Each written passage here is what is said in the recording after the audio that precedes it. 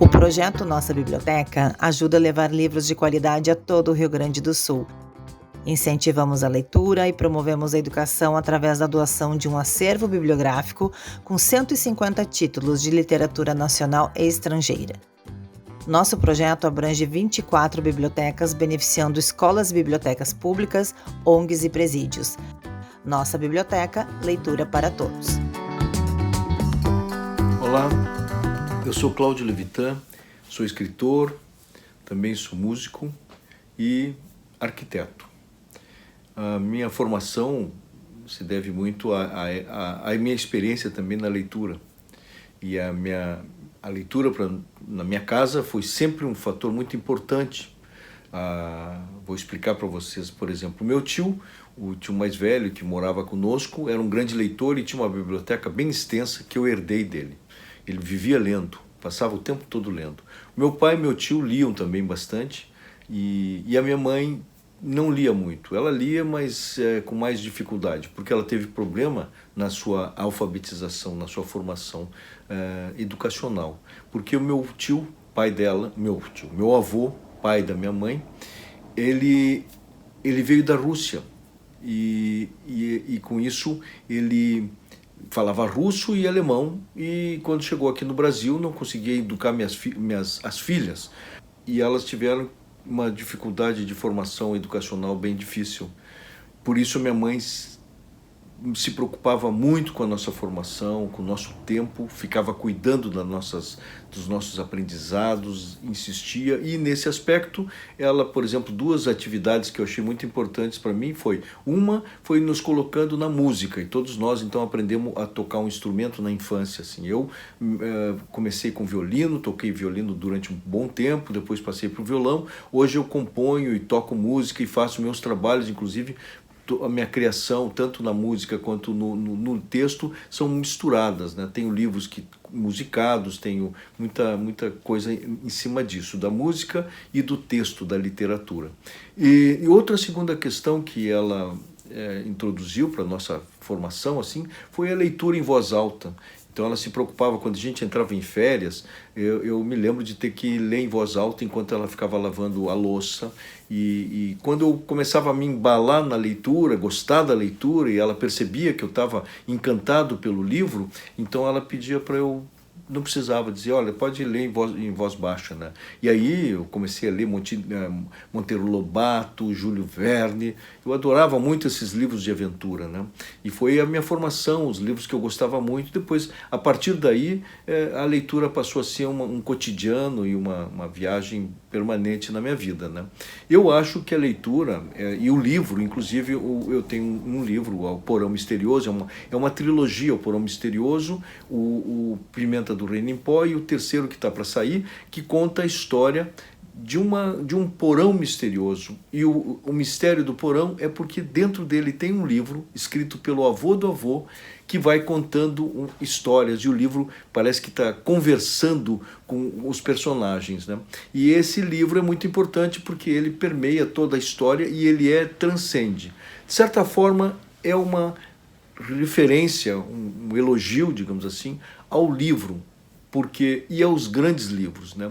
E nós temos livros importantes, inclusive a própria Bíblia, né? Que é um livro que é um livro sagrado para quem acredita e independente de quem crê, é um livro importantíssimo que conta uma saga importante da cultura ocidental, e ele é eterno de certa forma, e ele permanece sendo contado permanentemente. Não só esse, como todos os escritores, livros como o do Dom Quixote, né? Que é um livro que tem já 400 anos, né?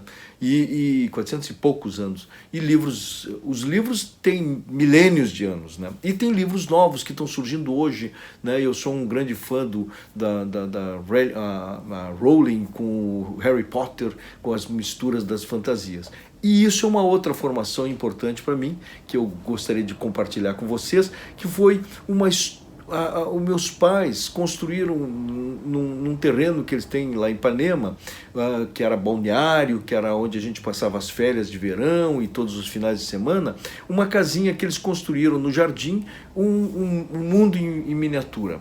Esse mundo em miniatura, a minha mãe e eles começaram a colocar no jardim referências das histórias infantis, da Branca de Neve e os Sete Anões, Joãozinho e Maria, Rapunzel, Peter Pan. Era uma quantidade de referências às histórias infantis e também aos mundos e às histórias da humanidade, como também construiu castelo medieval, mesquitas, igrejas, cidades do faroeste. Em resumo, ali no jardim aconteciam todas as histórias do mundo em miniatura, que a gente ficava brincando, ia para lá enquanto eles ficavam montando esses brinquedos, que tinha um jardim, um lago com uma rede, uma roda d'água. Essa roda d'água girava e fazia um monte de carrosséis girarem. Então era um mundo que girava e gira, e ele existe até hoje, e essa história caiu no meu colo, e eu estou trabalhando para que ele continue existindo, né? Permaneça, que é uma referência importante na cidade. Pois essa casa me ensinou e me inspirou a construir esse mundo fantástico e de fantasia e de história, de contação de história na minha vida, né? Inclusive, a minha mãe fazia umas bruxas de alumínio bem levezinha, que tinha um cabo de luz assim que saía do portão de entrada até a casa que ficava no fundo do terreno, dois fios compridos assim, onde ela botou duas bruxas de alumínio, e elas ficavam voando conforme o vento assim. Então, e à noite aquelas casinhas todas ficavam iluminadas. Então parecia que o mundo havia um mundo real acontecendo nesse universo em miniatura, né? Então essa coisa de ficar criando, inventando mundos e ideias fez com que eu passasse a me dedicar e a curtir muito a escrever isso, né? Eu considero muito importante a leitura, porque é da leitura que a gente constrói a ideia da escrita, né? Então, para a gente começar a escrever, a gente tem que ler, saber ler, né? E eu acho também, como a Carolina Maria de Jesus, que é uma escritora que foi favelada e que teve uma vida muito importante na literatura brasileira por uma razão simples. Ela, como uma favelada, uma pessoa da parte mais baixa da hierarquia social, se dedicou a escrever um diário da vida dela. E essa crença nela própria como uma pessoa importante que merecia um diário e que se transformou num livro por um acidente de percurso, que para o nosso bem aquilo virou um livro importante, porque conta a história de uma pessoa na miséria, né?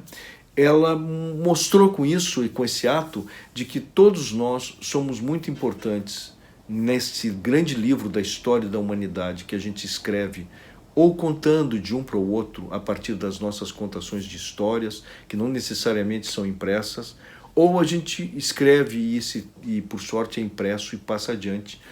E essa história pessoal passa a ser importante para todos nós, né? E é isso que é o que eu acho da leitura e dos livros. Eles são a alma da humanidade.